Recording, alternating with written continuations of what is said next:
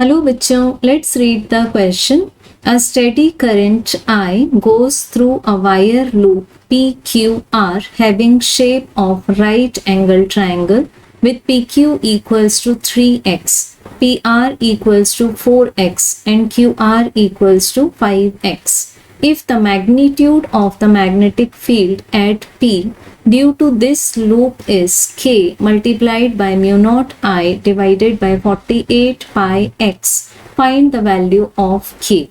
So इस question को refer कर सकते हैं हम NCERT class 12th part 1 page number 148 पर. सो यहाँ गिवन है हमें कि एक वायर लूप है PQR in the form of right angle triangle. So सबसे पहले तो बना लेते हैं हम लोग एक right angle triangle. So this is right angle at this vertex. अब इसको हम लोग मैग्नीट्यूड वाइज भी बना लेते हैं. सो मैग्नीट्यूड वाइज हम लेते हैं अगर इस साइड को PQ, तो इसका मैग्नीट्यूड गिवन है हमें 3x. Then PR is given as 4x. So हमारे पास में जो QR hypotenuse आ जाएगा that will be the longest and equal to 5x. अब हमें फाइंड करना है magnitude of the magnetic field at P due to this loop. So इस लूप में बेसिकली हमारे पास में 3 स्ट्रेट कंडक्टर्स हैं. सो ये कंडक्टर्स को हम क्या मान लेते हैं, suppose PQ is 1, PR conductor is 2 and QR conductor is 3. So PQ conductor and PR conductor के कारण P पर magnetic field क्या हो जाएगा, 0. Why?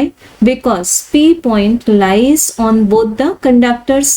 So जो हम magnetic field लेंगे basically the net magnetic field, that is the magnetic field due to conductor 1 plus the magnetic field due to conductor 2 plus the magnetic field due to conductor 3. and basically हमारे पास third conductor कौन सा है, QR conductor है third.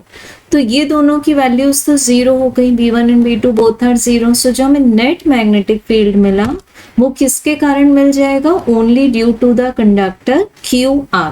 सो अब हम लेंगे यहाँ पर the concept of area of the right triangle PQR.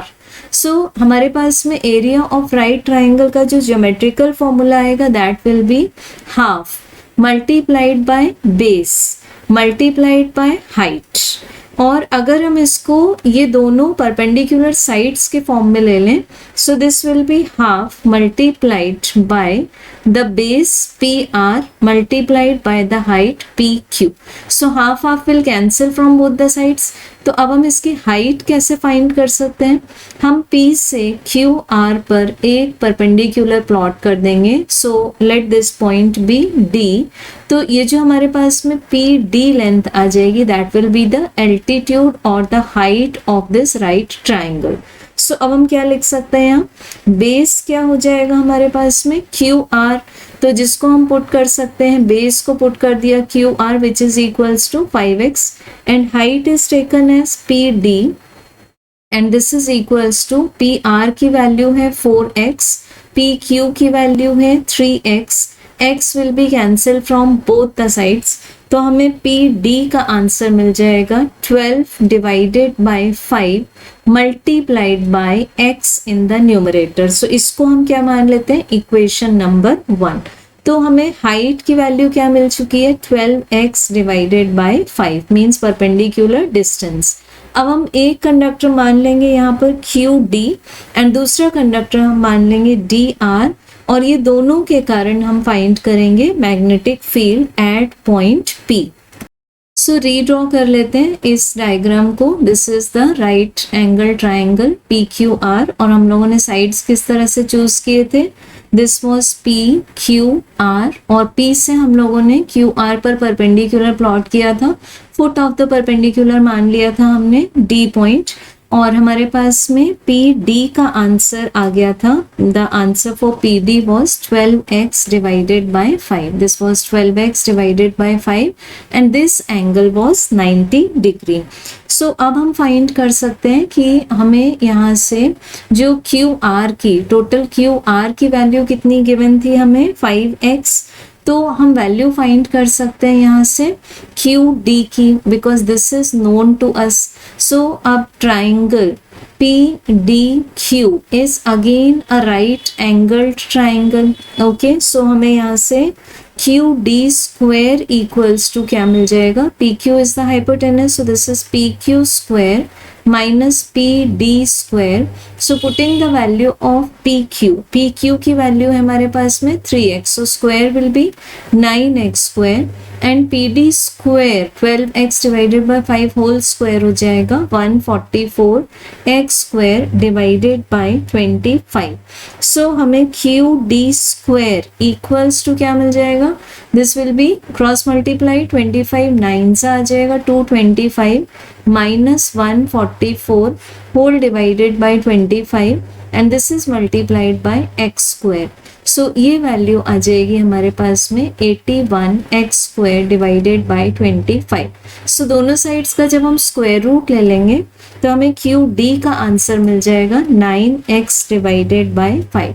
So ये आंसर भी लिख लेते हैं 9x divided by 5. Now we are ready to find the value of dr. तो dr मीन्स इतना पार्ट, इसका आंसर क्या मिल जाएगा हमें 5x minus 9x divided by 5. So this will be 25x minus 9x whole divided by 5. So ये answer आ जाएगा 16x डिवाइडेड बाय 5. सो इस आंसर को भी लिख लेते हैं. dr की वैल्यू आ गई 16x डिवाइडेड बाय 5. अब हम रेडी हैं आंसर निकालने के लिए for the magnetic field at the point P. So अब जो magnetic field at the point P बनेगा हमारे पास में, that will be due to the magnetic field produced by QD plus due to the magnetic field produced by dr. So इनका हम expression लिख सकते हैं mu naught I divided by 4 pi. Perpendicular distance दोनों ही एलिमेंट से है PD within bracket sin phi 1 plus sin phi 2. So अब हम यहाँ देख सकते हैं कि कंसीडर कर लेंगे, एज्यूम कर लेंगे this angle is phi 1 and this angle is phi 2. So अब हम पहले फाइंड कर लेते हैं sine of phi 1. So sine phi 1 will be the perpendicular जिसकी वैल्यू है QD divided by hypotenuse which is PQ. So QD की वैल्यू है 9x divided by 5 and PQ की वैल्यू है हमारे पास में 3x. So this will be equals to, यहाँ से x कैंसिल हो जाएगा, दिस विल बी कैंसिल, तो हमें ये आंसर मिल जाएगा 3/5. सिमिलरली हम फाइंड कर सकते हैं साइन phi 2. साइन phi 2 क्या होगा, इसका अपोजिट साइड है हमारे पास में dr and the hypotenuse is PR because hypotenuse means 90 degree का opposite side. So this will be dr की वैल्यू क्या है हमारे पास में, that is 16x divided by 5 and the value of PR is as 4x. So x cancel, this is also cancel, तो ये value मिल जाती है हमें 4/5. सो अब हम इस एक्सप्रेशन में अप्लाई कर देंगे दोनों values. So magnetic field at point P is equals to mu naught I divided by 4 pi और PD की वैल्यू क्या थी हमारे पास में 12x divided by 5 then multiplied by 3/5 addition 4/5. So अब यहाँ से चेक करते हैं next step. Mu naught I divided by 12 multiplied by 4 will be 48 pi x and 5 चला जाएगा न्यूमरेटर में और ब्रैकेट के अंदर सम मिल जाएगा हमें 7 डिवाइडेड बाय 5.